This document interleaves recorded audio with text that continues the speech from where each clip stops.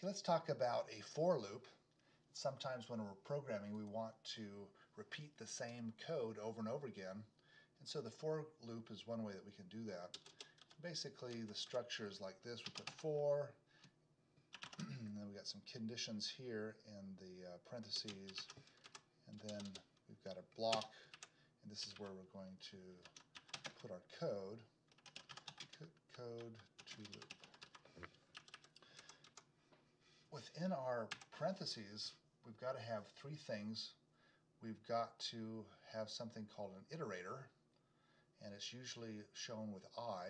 And so we have to create our iterator, then we have to figure out when we're going to terminate the loop, and then we have to then increment our iterator. Okay, so that's a lot to handle, but first we'll declare an iterator, and we'll just call it int I. That's what we usually call it.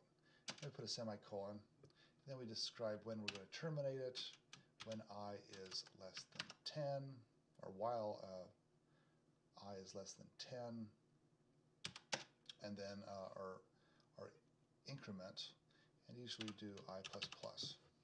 So what this means is that we're going to create a variable called I, and while I is, and by the way, I should probably set this to 0, int I equals 0, and while I is less than 10, we're going to run the loop.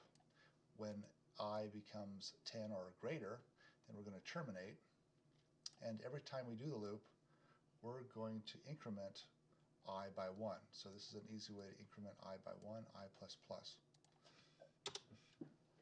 So here then we could print something out.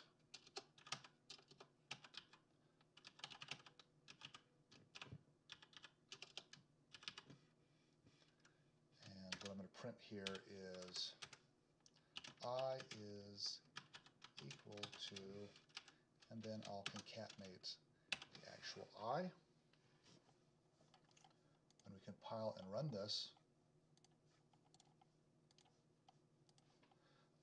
you'll see that it'll do it 10 times, but it does start at 0. So 0 through 9 is 10 times.